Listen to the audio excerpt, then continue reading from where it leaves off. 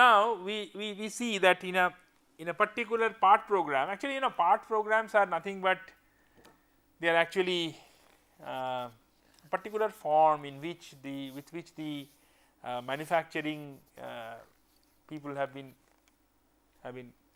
familiar and convenient, but otherwise it just like it just specifies some operation. So, every unit of operation is called a block, right. So, part program block. So, the part program basically consists of a number of blocks which get executed. So, in a sense it is like it is like these PLC rungs. So, if just like a relay ladder logic diagram is also just a fictitious graphical arrangement, so that people who develop programs, that is the people from the domain, they can understand it.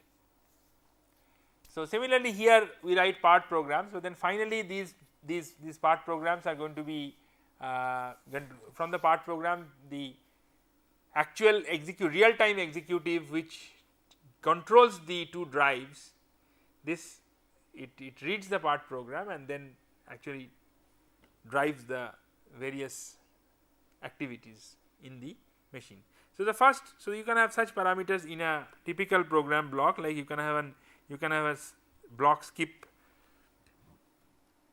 you can have a block skip.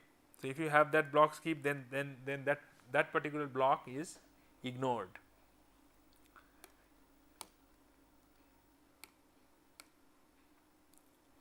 Similarly, you have you are executing a sequence of blocks, so you should have a block number. Then there are some functions which are called preparatory functions. For example, deciding on whether the positioning system is going to be absolute or incremental, whether the values which are given are in metric or in inch, where is the origin of the coordinate system, etc., etc. So, there are some preparatory functions that are to be executed before executing a block. Similarly, dimensional information is provided as in XYZ. Okay, decimal point is fine.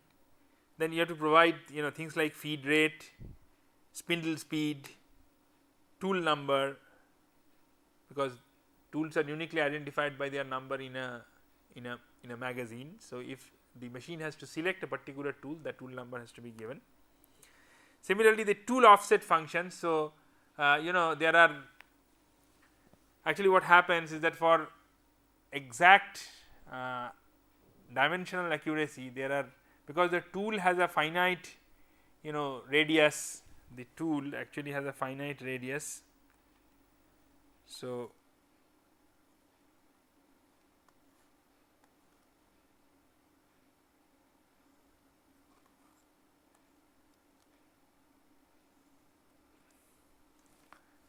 when the tool moves, because of this there is some distance between the center of the between some logical center of the tool tip and the actual point where it is making a contact, and it is not only making a contact, it is actually gradually getting worn away. So, this length is actually changing, it is actually shrinking.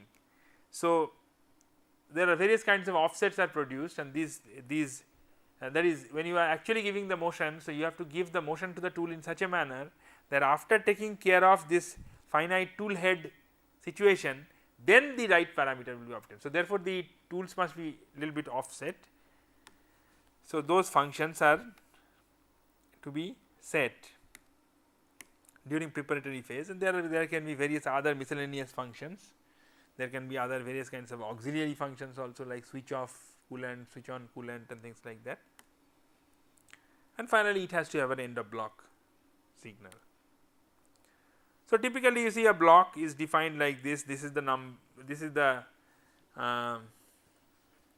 number, then there is a G command, then there are some XY commands which are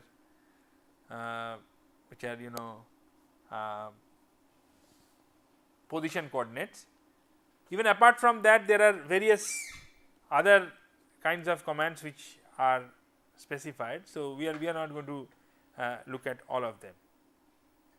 So, in short, a particular program block will actually contain such a set of instructions. Sometimes these instructions are mostly optional.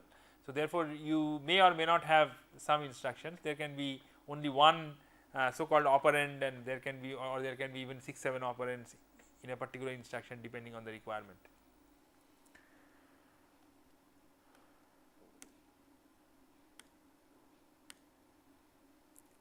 So, when you CNC machines are typically characterized or classified by a number of features. So, so some of them are being mentioned here. So, you have number of controlled axes, so 2 or 4, and so the same machine may have a number of controlled axes. What kind of interpolation you are doing, whether it is linear or whether it is circular or whether it can be parabolic, etc. Then what kind of feedback you are using, whether you are using digital feedback or you are using analog feedback, what is the basic length unit. Similarly, the feed rates, maximum feed rates that can be achieved, and there are certain per minute or per revolution, and there are certain other modes related which are called rapid traverse rates. So, when you are moving from one hole to another, so you have drilled this hole, when you are moving to another, then during this time you are not actually cutting, and you need to move at the fastest possible rate. So, that is called a rapid traverse rate. Then the kinds of the part programs that can be that are used to program it, this is maximum size, IO devices, etc., various program parameters. Also some programming parameters, that is, if the operator or some engineer wants to develop a new program, then how easy it is, and I mean how it is to be loaded. So, there can be various methods, for example, only manual, or can be background, foreground. So, when you have background, then you are actually doing things normally, but you can always go to what is known as the background and then start developing some program, while in the foreground something else like a manufacturing operation is actually going on. Similarly, the various environments in which the program developer has to work, that can be graphical or that can be menu driven. These are very standard things today. So, one has to examine what kind of programming facilities exist in the machine before buying it.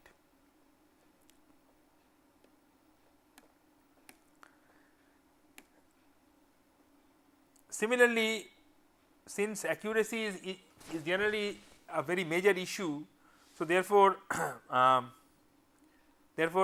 one has to really look at the various kinds of compensations facilities that are available in the machine, because they are typically used for achieving a very high accuracy. So, for example, there can be backlash in the gear, or even there can be backlash in the shaft angle encoder. So, it can be either on the gear or in the ball screw. It can also be on the shaft angle encoder.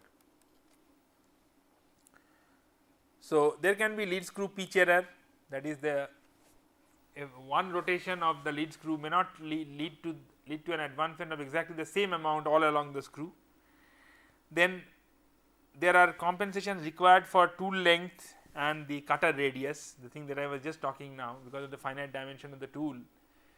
You need to create such a motion such that the tip actually cuts according to the position where you want to cut it. But for that, the tool has to be moved in a certain with certain offsets. So, these offsets are to be always because the tool will get worn. So, therefore, these offsets are to be regularly measured, and then the proper compensation should be given.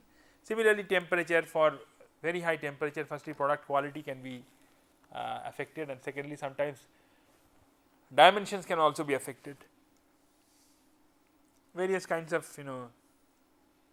thread cutting that are possible, and then what kind of PLCs are used, how the PLC is going to interact with the drives controller, and the number of IOs that it can handle. You see that typically, as we will see, that the PLC is not to be used for the drive, for the drive so close sampled and control is required, and sometimes the computation is also involved. So, under these situations it will not be really useful to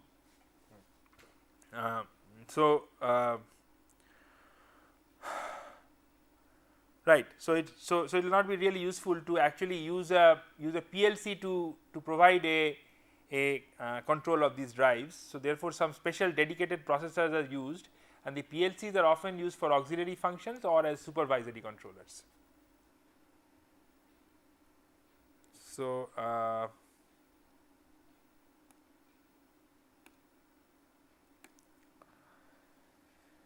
So, we look at architectures of CNC machines. So, that is what I was saying, that typically a CNC machine will be made of this kind of unit. So, you have the basic mechanism, that is the consisting of the slide, the screw, the gears, the guide, the chuck, etc. So, these are the mechanisms which hold, and actually mechanical parts which hold and move the job and the tool. So, they are driven by motors, typically servo motors. This can be DC, BLDC, or even induction motors sometime. So, these motors are, as we will see in our future lessons, that these motors are to be driven by very sophisticated drive. So, these are power electronic devices, plus they are controllers, control electronics.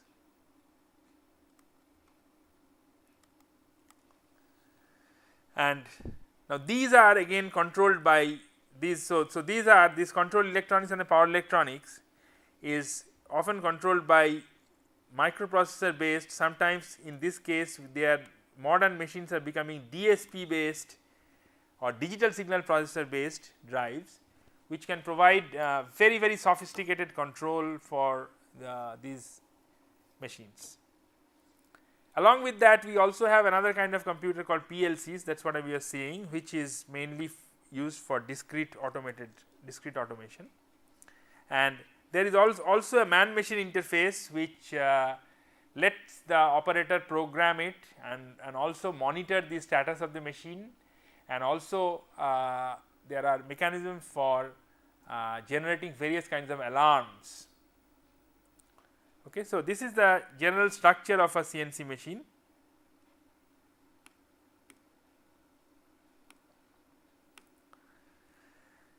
Typically, the drives that are used are sometimes they are open loop, especially when they have switched let us say low power drives like stepper motor drives, which are cheap because they are actually their drive electronics is much simpler. So, we have these sometimes we have used this kind of drives which are open loop and use very simple drive electronics. So, we can have in the case of motors, we can have step motor drives, or in the case of hydraulic drives we have proportional valves, where we just give a command and a proportional force or displacement is. So, you can have a hydraulic motor or a step motor, and so the machine is driven in open loop. But the best and the most accurate drives are all naturally that they are closed loop drives.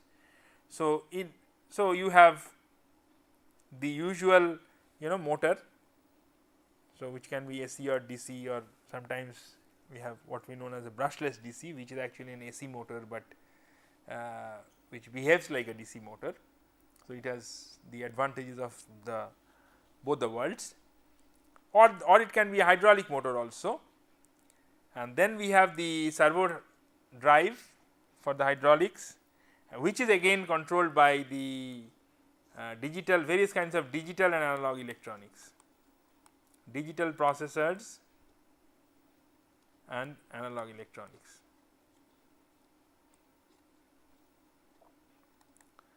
and finally we have the sensors which give the feedback. So, these are the closed loop drive configurations which are typically implemented for these machines. So,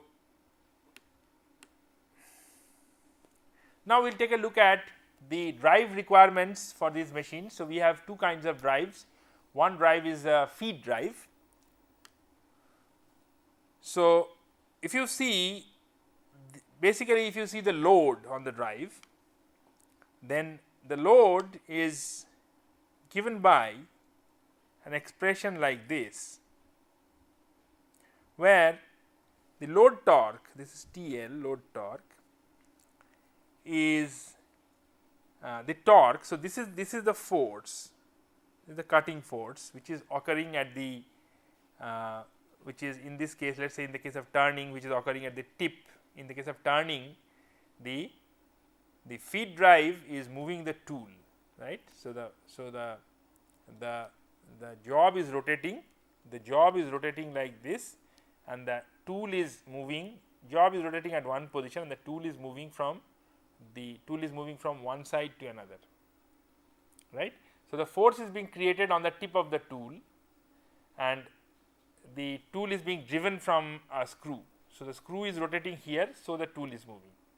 So, the load on the screw, which can be reflected as a load on the motor through the gearing mechanism that is used, is can be calculated by this force multiplied by this length arm, lead of the ball screw, also cutting force required in axial direction of feed. So, then that is the lead of the ball screw, and then so how is this achieved? Because if you have, it is achieved by something like energy conservation.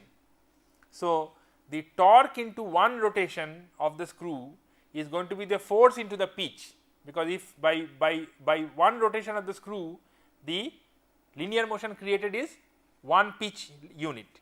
So, therefore, if we have energy conservation, then F into the pitch of the lead, the pitch of the ball screw must be equal to the torque, because one rotation. So, one per rotation is twice pi radians. So, twice pi into TL,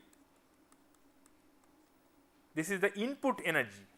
What is the output energy? The output energy is this force into pitch and multiplied by some efficiency factor. So, input and output factors will have efficiency, plus there are certain other friction torques.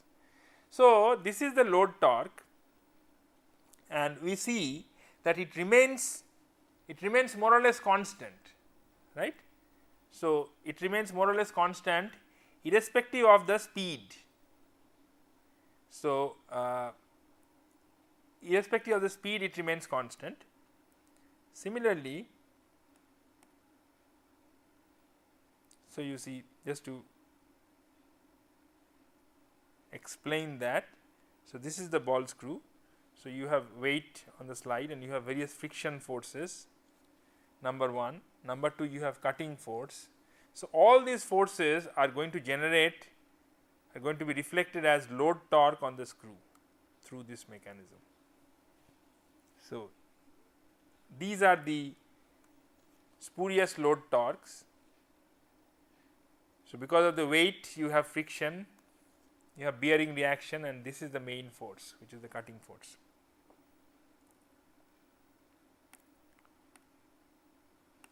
So, Tc is friction torque and eta is efficiency. So, F depends on the machine design and the material removal rate. So, the depth of cut. So, you see that the torque actually depends on the in a way it depends on the material removal rate. So, it depends on the depth of cut as well as the feed.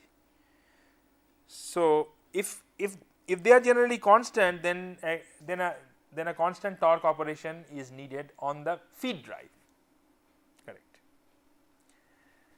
Sometimes it may happen that for there is a for short times, because of material inhomogeneity that is encountered, sometimes these torques can suddenly rise to a very high values, but that should not affect the cutting. So, therefore, the for short periods the machine actually should be able to handle, the machine actually should be able to handle good amount of overload torque. So, high overload torques for short durations, such drives should be able to provide, while for continuous duty at much lower level of torque may be achieved. For the spindle, it turns out that again the drive requirement is related to the quantity of material removed. So, the quantity of material removed is feed per revolution of spindle, okay, feed per revolution of spindle. T is the depth of cut and d is the diameter of the workpiece of the cutter and eta is the RPM. Then linear velocity is naturally pi d eta by 1000. So, so this is the linear velocity. So, this linear velocity into S into T, this gives the quantity of material removed. Okay. Now, the power, it turns out that for the spindles the power is actually proportional to Q into Ks, where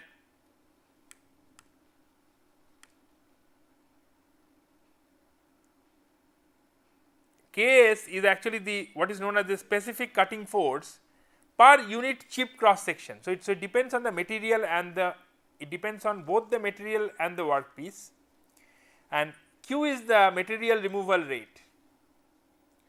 So, in this case it turns out that the power depends on the material removal rate. So, therefore, for constant material removal rate, typically in manufacturing we are going to fix that, we are going to fix the material removal rate depending on the kind of production that we want to have. So, for the spindle drives we have constant power requirement generally.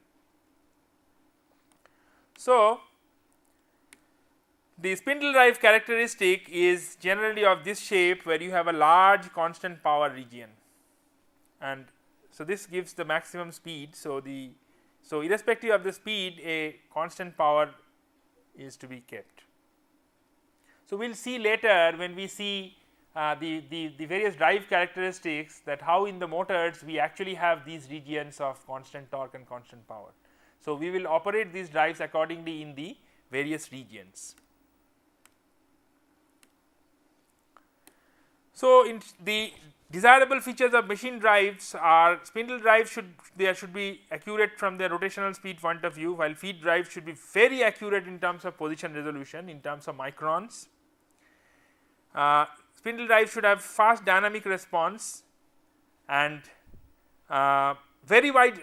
On the other hand, feed drives could be operated in very wide speed ranges. So, for some materials they could move real fast, for some materials they can move real slow, especially that also depends on the on other things like surface finish. Similarly, overload capacity, 4 quadrant operation, for example, feed drives, because they need very good positional accuracy, they always have to have 4 quadrant operation, while spindle drives generally do not require that. They have unidirectional motion, they can be 2 quadrant motion is enough, and very high speed braking etc. are not needed at all. But there can be large overloads encountered, especially due to material homogeneity. So, while the speed range should be large, but it need not be excessively large. Similarly, so feed drives require a very good transient response. So, they require very fast response. So, low electrical and mechanical time constants are needed, and they need constant working torque. Spindle drives on the other hand should be of much more compact size, because they are generally to be mounted on a spindle which should not take too much, should not be too big. So, we have come to the end of the lesson summary. So, we have come to the lesson summary, and so what have we seen?